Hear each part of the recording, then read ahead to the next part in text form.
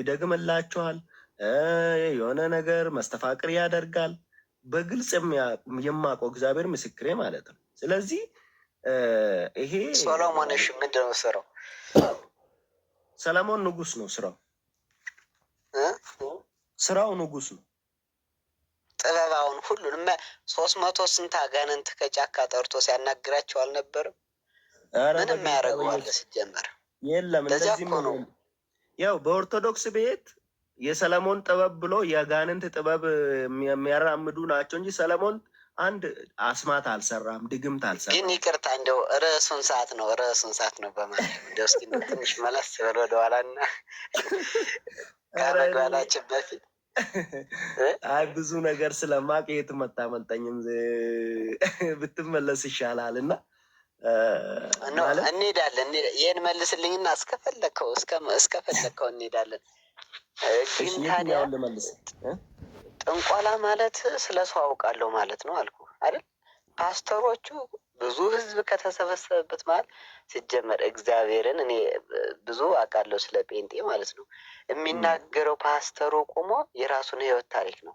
ትናንትና በዚህ እግዚአብሔር ምስክሬ ነው ይልና በዚህም ቦታ ሄጄ እንዲሁ ሀለፌው ሄድኩ። በቃ ራሱን ማሞገስ ነው። አውደ ምሕረት ላይ ቆሞ ክርስቶስ መቼ ነው የሚሰበክ? አሁን ለዚሁም 30 ደቂቃ ለሚሰብከው ስብከት 15ቱን ደቂቃና 20ውን ደቂቃ ስለ እሱ ህይወት ማስተዋወቅ ከተናገረው ስለ ክርስቶስ የሚሰጠው ሲሶ ነው? የእሱ ህይወት ነው የሚበልጠው? ወይም ደግሞ ይህ እንዳለ ይሁንና ተነሽ ይላታል። አንዲቱም ከተቀመጠችበት እኮ ነው። ያንም ደግሞ ወይም ወንድም ሊሆን ይችላል፣ ሴትም ተነስ ይለዋል። ና ወደዚህ ኢየሱስ ክርስቶስ ስላንተ ይነግረኛል። እንዲህ አለኝ ይላል። ሲነሳ እኮ ነው ማርያም። እንዲህ አለኝ ኢየሱስ ክርስቶስ፣ ታመልጣለህ፣ ቤተሰቦችን ታመልጣለህ። የተተበተበው በመተታ ጆልጆልጆልጆልጆል እና ወደዚያ ወደ እንትን ይገባል ደግሞ ማለት ነው። እና እንዲህ አይነት ነገር መጽሐፉ ያዛል ወይ?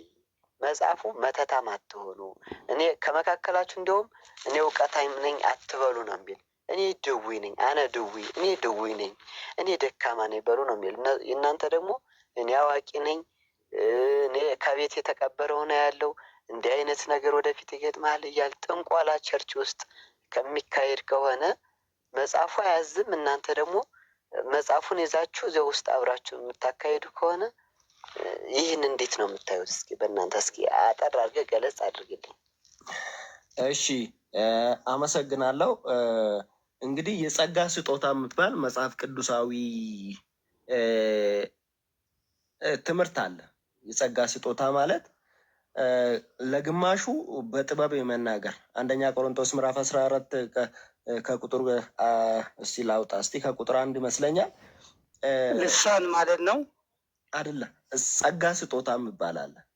እሱም የጸጋ ስጦታ ነው እኮ። አንዳንድ ጊዜ ልሳንም ራሱ የልሳን ነገር ራሱ በጣም ትልቅ ጥያቄ ያለበት እንትና ማን ነው መምህር ከባድ የሆነ በእርግጥ መጽሐፍ ቅዱሱ ላይ ልሳን በአዲስ ቋንቋ ታወራላችሁ ነው የሚለው። እመጣበታለሁ፣ ችግር የለው። እሱን እመጣበታለሁ። ስለ ልሳን እመጣበታለሁ። ከጸጋ ውስጥ አንዱ ነው ብዬ ነው። ጸጋ ልዩ ነው፣ መንፈስ ግን አንድ ነው ይላል። ጸጋ ልዩ ነው፣ መንፈስ አንድ ነው ይላል። ያ ጸጋ ደግሞ ለአንዱ በጥበብ የመናገር ሰጥተዋል፣ ለአንዱ ትንቢትን የመናገር ሰጥተዋል፣ ለአንዱ ደግሞ የማስተማር ጸጋ ሰጥተዋል።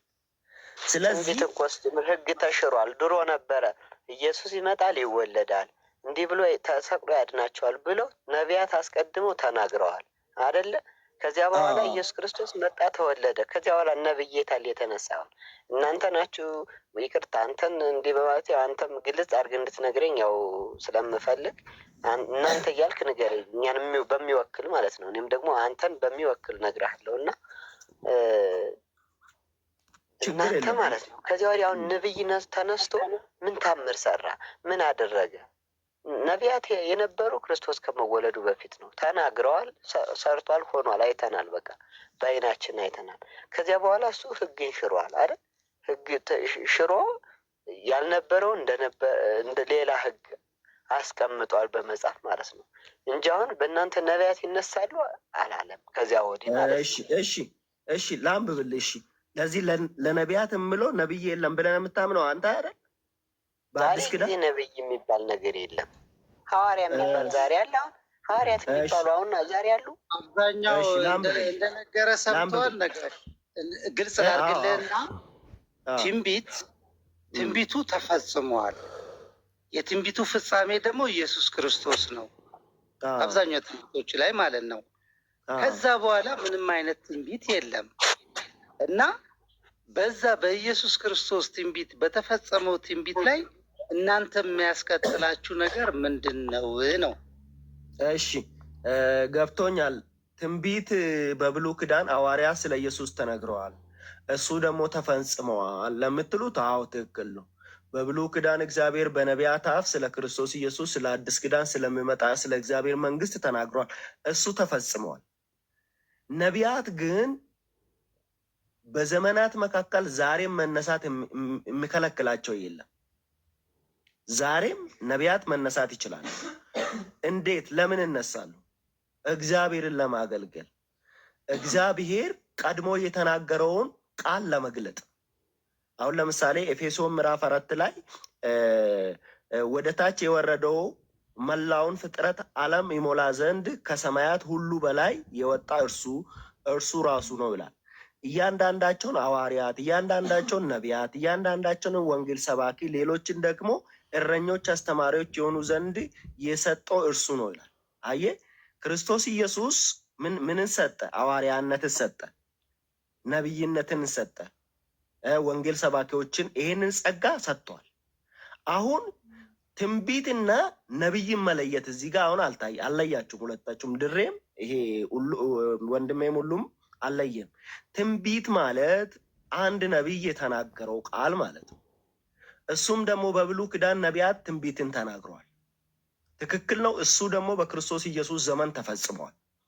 አሁን ደግሞ በአዲስ ኪዳን ሐዋርያትም ኢየሱስም ትንቢት ተናግረዋል። ኢየሱስም ነቢይ ስለነበረ ትንቢት ተናግረዋል።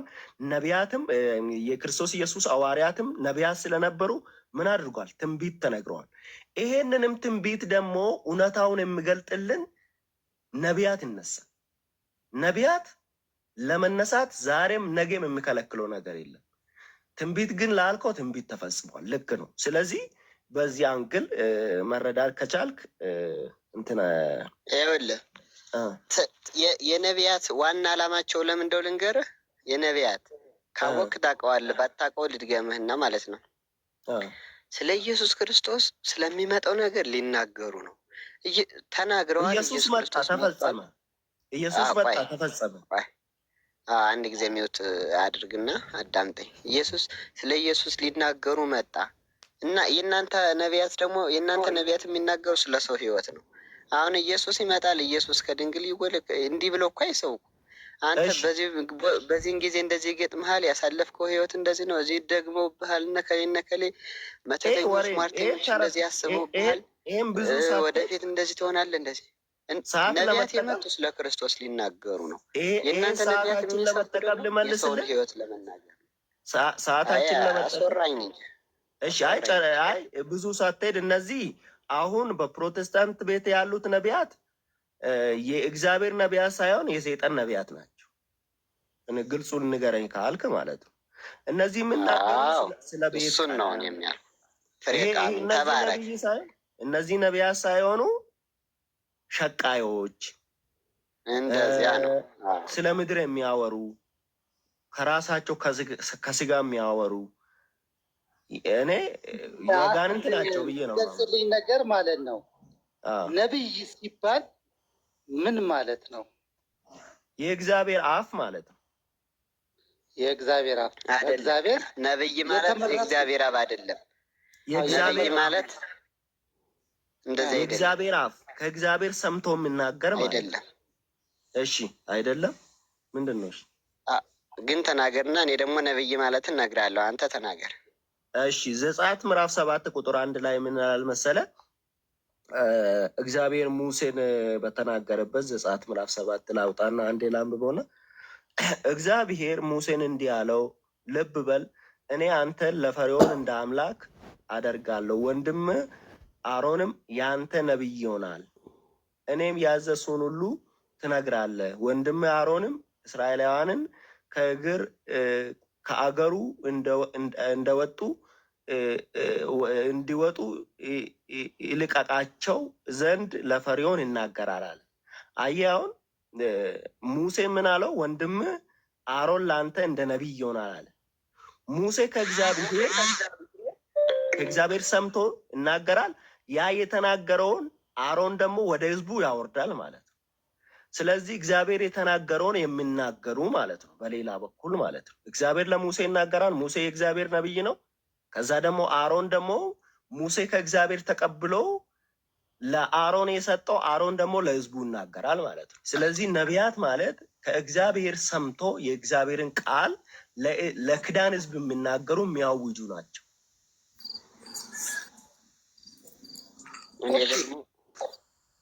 ቀጥል። እሺ አንተ ሁሉም ነቢይ ማለት ምን ማለት ነው? ነቢይ ማለት ነቢያትና ሐዋርያት፣ ጻድቃን፣ ሰማዕታት፣ ደናግል ወመነኮሳት ማሩንም ብለን አይደል የምናገር ቤተክርስቲያን። አሁን በቃ ደናግላኖቹን ታዋቸው፣ ደናግላኖቹን ታዋቸው። እሺ እና ነቢያት ማለት ሐዋርያት ማለት ሰማዕታት ማለት ምን ማለት ናቸው ካልን፣ ነቢያት ማለት ስለሚመጣው ነገር የሚያውቁ ስላለፈውም ደግሞ ባይወለዱም በዘመኑ ለምሳሌ እኔ በዛሬ ዘመን ነው አይደል የዛሬ 10 ዓመት ወይም ደግሞ የዛሬ 50 ዓመት ወደፊት ያለፈውን ህይወትም የሚያውቁ የሚመጣውንም የሚያውቁ ናቸው ነቢያት ማለት ነው። እና ስለ ክርስቶስ ያኔ ዘመን ክርስቶስ ስለ እሱ እንዲሰብኩ አስነስቷቸው ነበር። ለምን ከተባለ ወደኋላ አዳም በድሎ እንደሆነ እንዲሰብኩ፣ ወደፊት ደግሞ በበደለው አዳም በበደለው ክርስቶስ ተወልዶ እንደሚያድነን ሊሰብኩ ተነሱ፣ አስነሳቸው እግዚአብሔር ማለት ነው። ከዚያ ተናገሩ፣ ተነሱ። አዳም በበደለው ክርስቶስ ይመጣል፣ ይሰቀላል፣ ይሞታል አሉ። ተናገሩ፣ ተሰቀለ፣ ሞተ፣ ዳንን በለሽ እና ዛሬ ላይ ደግሞ ከዳን በኋላ ለምን ያስነሳቸዋል? ከተነሱስ ደግሞ የኔን ህይወት ነው እንደሚነግሩኝ። ይህንን ያው ይቅርታ ወንድማችንም አምኗል። የዛሬዎቹ እንደዚህ አይደሉም፣ የዛሬዎቹ አጭበርባሪ ናቸው እንጂ በትክክለኛው በወንጌሉ የሚሄድ አይደሉም ብሏል። እና ትንሽ ግን እዚያ ላይ አውቀዋለሁ እና እንደዚያ ይሉ ነበረ፣ ግን አግባብ አይደለም ነበረ ለማለት ፈልጌ ነው። አያይዛችሁ ማለት ነው። አሁን የምጠይቃችሁ እንትን አለች። ነብይነት አንድ ሰው ነብይ ሊያስብለው የሚችል ወይም ነብይ ነው ልንል የምንችለው ምንን ሲያሟላ ነው? እሺ አሁን ለምሳሌ ነብይን የሚያስብለው በአንደኛነት የራሱን ሀሳብ ሳይሆን የእግዚአብሔር ቃል ብቻ የሚናገር አንድ በል። ሁለት የሚመረጠው በማን ነው? በማን ነው የሚመረጠው? በእግዚአብሔር በራሱ። ስለዚህ እግዚአብሔር የመረጣቸው ነው ነቢይ። እግዚአብሔር የመረጣቸው ቃሉንም የሰጣቸው። በጣም ጥሩ። ፈጣሪ መርጧቸው ነቢይ ያደረጋቸው ነው። ያንን የፈጣሪን ቃል ይዘው በመልእክተኝነት ሲጠቀሙ ነው። ስለዚህ አሁን እዚች ጋር ማለት ነው ፈጣሪ የሰጠን ስንል ማለት ነው። አሁን እዚች ጋር ነቢይነት የቀጠለ ነገር አለ? አንተ በእናንተ እምነት ከኢየሱስ በኋላ የቀጠለ አለ ነቢይነት?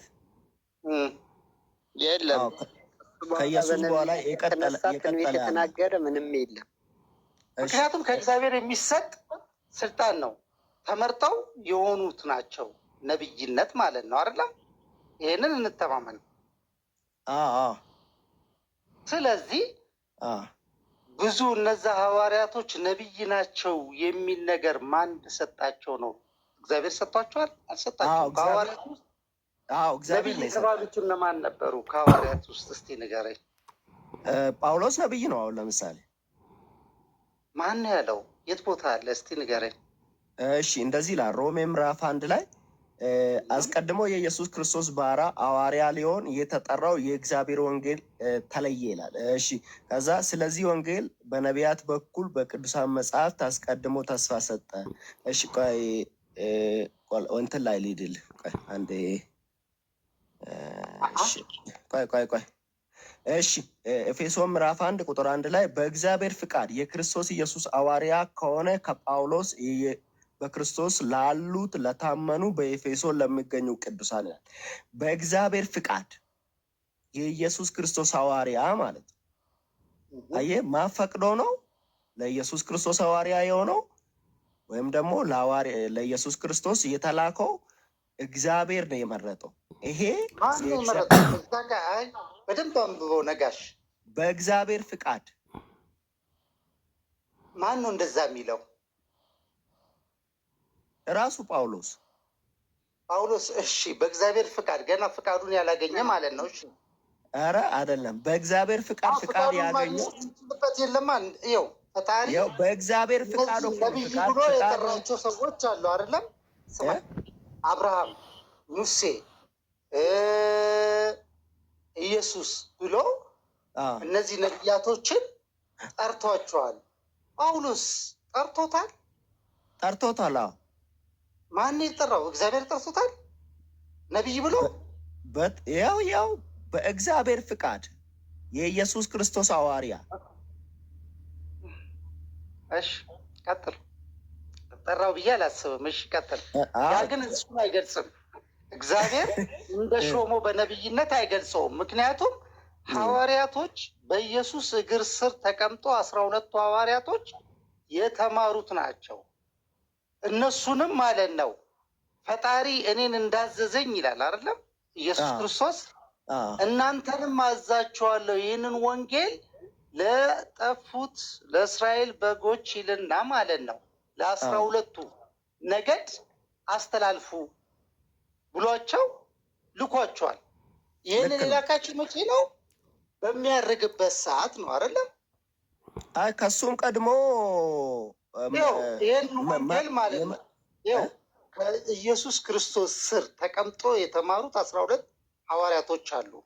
በትክክል የተመረጡ መጀመሪያ ተመርጧል። ከዛ ትእዛዝን ተቀብሏል። መጀመሪያ ምንድን ነው ተመርጧል፣ እነሱ ማለት ነው። ከተመረጡ በኋላ ሊያርግ ስል ደግሞ ስልጣን እንትን ሰጣቸው፣ ትእዛዝ ሰጣቸው ኢየሱስ ማለት ነው። መጀመሪያ መረጣቸው። ነቢይነት እኮ አልኩ እኮ ነቢይነት ከእግዚአብሔር የተመረጠ ዋናውን ወንጌል መጽሐፉ የተሰጠው ነው ነቢይነት። እሱን እኮ ስለዚህ ለጳውሎስ የተሰጠው መጽሐፍ የቱ ነው? በነቢይነት ያው በእግዚአብሔር ፍቃድ እግዚአብሔር ለኢየሱስ የሰጠውን ቃል አገልግለዋል። ይሄ ማለት የቃሉ አገልጋይ ናቸው። እነማን እንጂ ነቢይ አይባሉም። አየው ነቢይ እኮ ሲባል ጊዜ ቃሉ የማን ነው? የእግዚአብሔር ቃሉ የማን ነው? በቃ የእግዚአብሔር ፍቃድ ሐዋርያት ናቸው፣ ተከታዮች ናቸው። የማን ተከታይ ናቸው እነሱ? የማን ተከታይ ናቸው? 12ቱ ሐዋርያት የማን ተከታይ ናቸው? የኢየሱስ ደቀ መዝሙር ነበሩ። ኢየሱስን ነበር የሚከተሉት። ስለዚህ ኢየሱስ እስከየት ነው ያገኘው መጽሐፉ? ኢየሱስ ከእግዚአብሔር። ኢየሱስን ተከተሉ ማለት አብን እግዚአብሔር መጽሐፉን ተቀብሎ ተቀበለና ዋሌኩም ሰላም ወበረካቱ ቃሉ እኮ የኢየሱስ አይደለም። ቆይ ሐዋርያት ማለት ምን ማለት ነው? ነጋሽ የተላኩ ማለት የተላኩ ሐዋርያት ማለት የተላኩ ማለት ነው። የሚላኩ ማለት ነው። ሐዋርያት ማለት የኢየሱስ ክርስቶስ ሐዋርያቶች አይደሉ? የኢየሱስ ክርስቶስ ማለት ደግሞ የእሱ ባድር አሙህ መዘን አለብኝ። አዎ ለኢየሱስ ክርስቶስ ኢየሱስ ያገለገለውን ቃል እንዲያገለግሉ የተላኩ ናቸው። ሐዋርያት ማለት ሐዋርያ ማለት የግዕዝ ቃል ነው፣ የተላከ ማለት ነው። አንድ ይኸው ነጋሽ በደንብ አዳምጠኝና ማለት ነው እነዚህ 12ቱ ሐዋርያቶች የማን ተከታይ ናቸው? የኢየሱስ። ኢየሱስን ደግሞ ምን ይዞላቸው ነበር የመጣው? ከእግዚአብሔር የወረደ ቃል ኪዳንን ቃል ይዞላቸው መጣ። የሰጠኝን ሰጥቻቸዋለሁ አለ። ክሊር ላድርግልህ። ተቀባዩ ነቢይ ይባላል አይደለም? ከእግዚአብሔር የተቀበለው መጽሐፉን ይዞ የመጣው። ከዛ በኋላ ነቢይ ተቀበለና ለተከታዮቹ አስተላለፈ። ገብቷል? ስለዚህ ነቢይ ልንላቸው እንችላለን ወይ? ለተማሪዎች ናቸው እነዚህ፣ የእሱ ተማሪ ናቸው። ከእግዚአብሔር ቀጥታ የተቀበለው ነቢይ ይባላል። ቀጥታ ከእግዚአብሔር የተቀበለው ግን ከተቀባዩ ደግሞ ማለት ነው የተማሩት ደግሞ ተማሪዎች ሐዋርያቶች ይባላሉ እንጂ ነቢይ ልንላቸው እንችላለን ወይ ነው የእኔ ጥያቄ። ይህ ይባላል? አይቻልም፣ አንችልም። ምክንያቱም የኢየሱስ ክርስቶስ ሐዋርያቶች ናቸው እንጂ እንትን አይደሉም፣ ነቢይ አይደሉም። ለምንድን ነው እንደዛ የምትለው ነገር? ቆይሽ ሪቺ አሁን ሲጀመር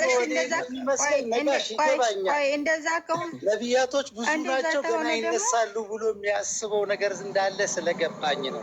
እኔ ወደ ትክክለኛው ኦሪጂን እንትኑን መልሼ እሱን ካመንክልኝ ሌላ ነቢይ እንደሌለ አንተም ልቦና የሚያውቃል ብዬ ነው የማስበው። ኢሶኬ ብቻ አይደለም። አንድ ነገር ተረዳኝ። ቅድም ዘጸአት ምዕራፍ 7ን ሳታስጨርሰኝ መሀል አትግባና ዘጸአት ምዕራፍ 7 ቁጥር 1ን ከቁጥር 1 እስከ 2 አንብቤልህ ነበረ። ምን ይላል መሰለ? እግዚአብሔር ሙሴን እንዲህ አለው፣ ልብ በል፣ እኔ አንተን ለፈርዖን እንደ አምላክ አደርጋለሁ፣ ወንድም አሮንም ያንተ ነቢይ ይሆናል። አየህ፣ ወንድም አሮን ያንተ ነቢይ ይሆናል አለ። አሮን ነቢይ ነው አይደለ? ታምናለህ?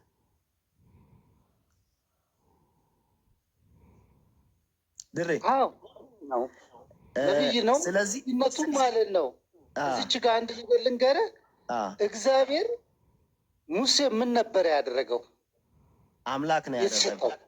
አምላክ ካደረገው ማለት ነው። አየህ፣ ከዛ በኋላ አሮንም ምንድን ነው የማያደርገው? ነቢይ ሆነ ማለት ነው። ስለዚህ አምላክ የሚለውን ቃል ነው የምትወስደው። አሁን አይደለማ፣ አትሽሽብኛ። አሁን አይደለም፣ ይሄ እኮ ትክክለኛ ነገር ነው። አሁን አሮን የሙሴ ነብይ ነው የእግዚአብሔር ነብይ ነው ብለህ ነው የምታምነው አንተ? የሙሴ ነው። አምላክ አድርጎታላ። በተሰጠው ጸጋ ስልጣን ሰጥቶታል አምላክ የሚለው ሙሴ ለአሮን የሚነግረው ለአምላኩ የሚቀበል ትእዛዝ ማለት ነው። ነብይነት አምላክ ሆኗል። እኔ ልገልጥበት የፈለግኩት ሀሳብ ማለት ነው። አሁን ሙሴ ከእግዚአብሔር ይቀበላል አይደለ? ለአሮን ይነግረዋል። አሮን ደግሞ ለህዝቡ ይነግራል አይደለ? አምላክ አድርጎታል። የአምላክ ስራ እኮ አልኩ እኮ አምላክ ይኸው ቅደም ተከተሉን ጠብቅ። ከአምላክ የሚቀበል ነቢይ ይባላል፣ መልእክት የሚያስተላልፍ። ከዛ ደግሞ ማለት ነው ሐዋርያት ይባላሉ። ቀጣይ ሰንሰለቱ ትክክል ነው እኮ እነዛ የሚያገለግሉት የማን ቃል ነው ካልክ፣ እኔ አሁን በነገራችን ላይ ተፈቀደችልኝ ሁሉም በሱ ሆነ። ኢየሱስ ክርስቶስ ሽሮታል ሲል ስለሰማሁት ነው። ኢየሱስ ክርስቶስ ደግሞ ሕግና ነቢያትን ልሽር አልመጣሁም ስለሚል እንዴት አድርጎ ነው የሻረው ብዬ ለመጠየቅ ስለፈለግኩ ነው የገባሁት። ነጋሽ ነው ያለው። እሺ ነጋሽ ኢየሱስ ክርስቶስ ሕግና ነቢያትን ልሽር አልመጣሁም ብሏል። እና እንዴት አድርገህ ነው እዛ ጋር ተሽሯል እያልክ የተታወራ የነበርከው? ተሽሯል አላልኩም። እኔ ያልኩትን ልንገርሽ። እግዚአብሔር 612-13 አካባቢ ሕግጋትን ለእስራኤላውያን ሰጠ። ያንን ሕግ መፈጸም ስላልቻሉ እግዚአብሔር ገና ብሎ ምን አደረገ? አዲስን ክዳን ምን አደረገ? አመጣ። ያኛው ያለፈው ክዳን አሮጌ ነው፣ ያፈጀ ነው፣ ያረጀ ነው፣ ልጠፋ ቀርቧል ብሎ አልጠየኩም። የጠየኩህ ኢየሱስ ክርስቶስ ነቢያት ኢየሱስ ክርስቶስ እኮ እኔ ተተሆኝ እየሰማሁ ነበረ። ማን ወይ አንተ ነው ወይ እሱ ነው ያለው? ሕጉ ተሽሯል ጥሎ ኢየሱስ ክርስቶስ እንዲያው እኔ ሕግና ነቢያት ልሽር አልመጣሁም ይላል። ማቴዎስ ላይ ነው ማርቆስ ላይ እንደዛ ይላል። እና ለምንድን ነው እንደዛ ህግን ላጠብቅ መጥቻለሁ አለ አልኩ እኔ በምን ጆሮ እንደሰማሽ እንጂ እኔ እንጃ። ግን ለእኔ ማንኛችሁ እንደሆናችሁ ግን ብላችኋል። ህጉ ተሽሯል ስትሉ ያው ምን የመሰለኝ ይሄኛው ነው። አንተ አልመሰልከኝም። እና እንዴት ኢየሱስ ክርስቶስ ህግና ነቢያትን ልሽር አልመጣሁም እያለ እንዴት ህግ ተሽሯል ትላላችሁ ለማለት ስለፈለኩ የምር በጣም እንትን ሆነብኝ ነው የገባሁት። አይ አይደለም እሱ እኮ ህግ ያ ህግ ይሰራል ወይ ለምትዩ አይሰራም ነው ያልኩ። ህጉ ዛሬ እኛ ላይ ይሰራል ወይ አይሰራም? ለምንድን ነው የማይሰራ? ህጉ ጠብቋል። እንዴት የበፊቱ ህግ አሁን ለምሳሌ ሰው ሙሴ በእግዚአብሔርና በህዝቡ መካከል በፍየልና በኮርማ ነበረ መካከለኛ የሆነ ሰው ኃጢአት ሲሰራ የፍየል ወይም ደግሞ የኮርማን ፍየል ወይም ደግሞ በግን ይዞ ይሄድና ያ የሰውየው ኃጢአት ወደ እንስሳው ይተላለፍ ነበረ። አሁን ደግሞ በክርስቶስ ኢየሱስ ደም መካከለኝነት የሰው ልጅ ምን ያደርጋል? ድነትን ያገኛል። ያ የበፊቱ ህግ ምንድነው? ካሁኑ ኢየሱስ ካጠበቀው በታች ነው። ያኛው ምንድነው? ዛሬ ላይ አይሰራም። ምክንያቱም የተሻለ ማጥበቅ ማለት ግን ማለት ነው ነጋሽ ማጽናት ነው አይደለም? ማጥበቅ ማጥናት እና ማለት እኮ ታሻለ ማለት ነው። ማጥበቅ ማለት ኢየሱስ ክርስቶስ ነቢያትን ማሻሻል ማለት ነው። አልሽራል ማሻሻል እኮ ለማሻሻል ኢየሱስ ክርስቶስ እንደዛ አላለማ። ቆይማ እንደዛለማ። እሺ ቀጥይ። ላጠብቅ ማለት ምን ማለት ነው? ኢየሱስ ክርስቶስ እኮ ህግና ነቢያትን ልሽር አልመጣሁም ብሏል። ህግና ነቢያትን እያለ አንተ እንዴት ነው ዘጋሽ ታሻሩት ተሻሻለ ብለህ የምታወራው? ታይት አምጥተህ ነው ታይተረተና አስረዳን። ኢየሱስ ክርስቶስ ይላል አይልም? ታክ ጥቅሱን አመጣልሃለሁ። ህግና ነቢያትን ልሽር አልመጣሁም አይልም ብለዋል። እሱ ምን መቼ ታርቋል? ተሻሻለ እያልክ ነው እያወራህ ያለው። ህግ ምንድን ነው? እስኪ ንገሪኝ። እስኪ ህግ ምንድን ነው? ህግና ነቢያትን ልሽር አልመጣሁም ማለት ህግ ማለት እንግዲህ በነበሩበት ጊዜ ነው። ህጉ ዘርዝርልኝ። እሺ ልዘርዝር።